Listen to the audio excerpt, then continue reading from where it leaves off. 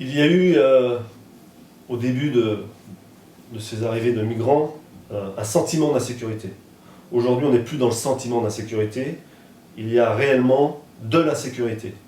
Ça se traduit par des vols à l'étalage dans les grandes surfaces, des dégradations, une hausse du trafic de drogue, de stupéfiants. C'est-à-dire que La Roche-sur-Yon n'est plus la ville qu'on a pu connaître il y a 2 décennies. Il y a une évolution, je dirais, parfois en ce qui concerne la délinquance négative, puisque nous avons eu des vagues successives de migrants qui sont arrivés depuis plusieurs années maintenant.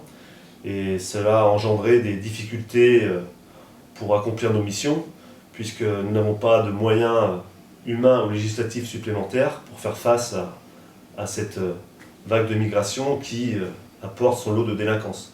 La plupart de ces réfugiés ou de ces migrants occupent l'espace public et il n'y a qu'à le voir à ce jour, place Napoléon ou autre, puisque ce sont des gens forcément qui sont sans papier et donc ne veulent pas ou ne peuvent pas exercer un emploi. Et forcément, ça apporte son lot quotidien de mauvaises surprises. Mais il n'y a pas que la place Napoléon. Je dirais que la place Napoléon est le centre névralgique de La Roche-sur-Yon. Donc de manière naturelle, les migrants se rejoignent à cet endroit toute la journée, même le soir tard.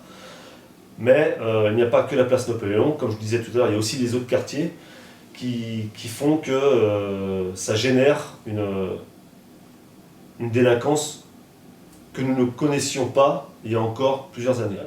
Mais je sais aussi par mes collègues que dans certaines petites communes, que ce soit des communes de moins de 50 000 habitants, moins de 20 000 habitants, que ce soit les Herbiers, que ce soit Chaland, que ce soit Pouzauges, que ce soit d'autres villes de Vendée, il y a effectivement cette évolution, cette progression de cette délinquance.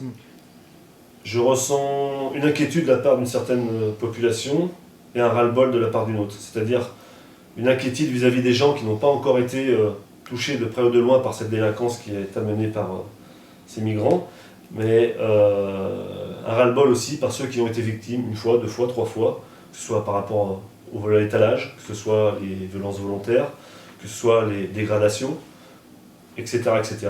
Ces gens-là en ont ras-le-bol.